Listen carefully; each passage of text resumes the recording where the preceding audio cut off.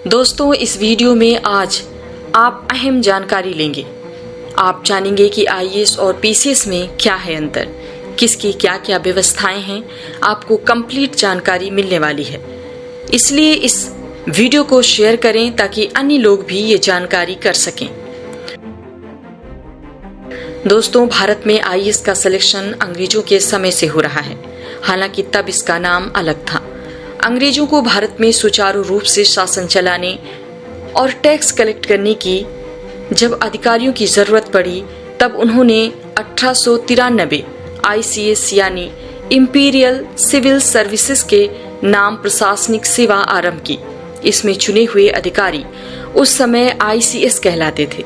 आजादी के बाद भी इस सर्विस को ज्यों के त्यों रखा गया, किंतु इसका नाम आईसीएस से बदलकर आईएएस कर दिया गया।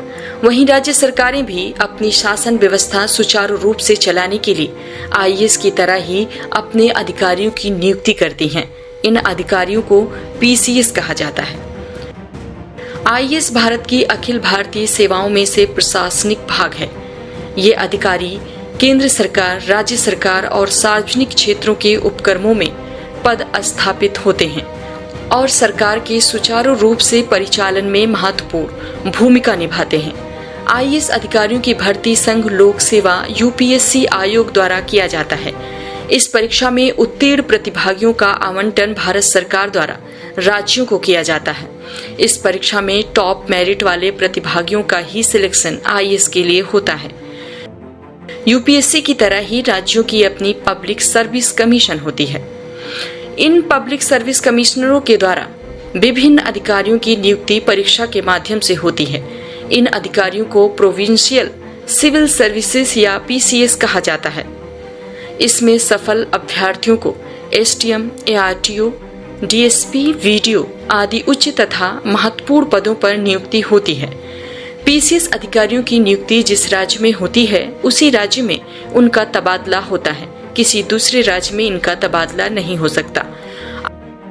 अब जानते हैं आईएएस और पीसीएस के बीच अंतर क्या होते हैं। तो दोस्तों, जहां आईएएस का चुनाव यूपीएससी द्वारा आयोजित सिविल सर्विसेज की परीक्षा के द्वारा किया जाता है, वहीं पीसीएस की भर्ती राज्य लोक सेवा आयोग द्वारा आयोजित राज्य सिविल सेवा परीक्षा से किया जाता है। आईएएस की भर्ती और सेवा संबंधी मामलों का फैसला केंद्र द्वारा स्थापित केंद्रीय प्रशासनिक न्यायाधिकरण द्वारा किया जाता है। वहीं यूसीएस की भर्ती और सेवा संबंधी मामलों का फैसला राज्य प्रशासनिक न्यायाधिकरण करता है। आईएएस बनने के लिए अनिवार्य परीक्षा सीसेट होती है। वहीं राज्य लोक सेवा आयोग की परीक्षा में सीसेट का पेपर हो भी सकता है और नहीं भी।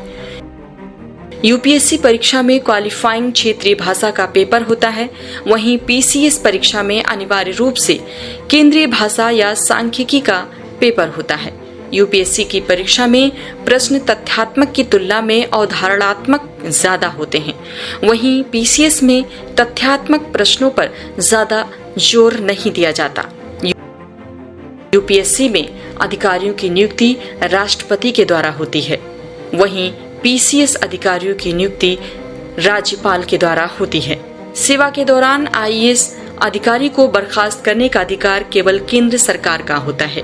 वहीं पीसीएस को राज्य सरकार निष्कासित कर सकती है। पूरे देश में आईएएस अधिकारी कहीं भी तैनात रहें, उनका वेतन एक समान होता है और ये कैडर राज्य के द्वारा दिया जाता है। वहीं पीसीएस का वेतन संबंधित राज्य देता है। अगर पदोन्नति की बात करें तो एक आईएएस अधिकारी एसडीएम से अपना करियर शुरू कर मुख्य सचिव के पद तक जा सकता है। वहीं पीसीएस अधिकारी पदोन्नत होकर आईएएस कैडर पा सकता है और राज्य में सचिव पद तक जा सकता है। आईएएस अधिकारियों का ट्रांसफर अपने स्टेट कैडर से अलग पूरे देश में कहीं पर भी हो सकती है, लेकिन पीसीएस अधिकारियों का तबादला अपने राज्य से बाहर नहीं होता। एक आईएएस अधिकारी की सैलरी और पेंशन उसके संबंधित कैडर द्वारा दिया जाता है। वहीं पीसीएस अधिकारियों की सैलरी और पेंशन की व्यवस्था उनकी राज्य की सरकार करती है। तो दोस्तों, ये थी आईएएस और पीसीएस से संबंधित जानकारी। उम्मीद करते हैं ये जानकारी आपको पसंद आई होगी।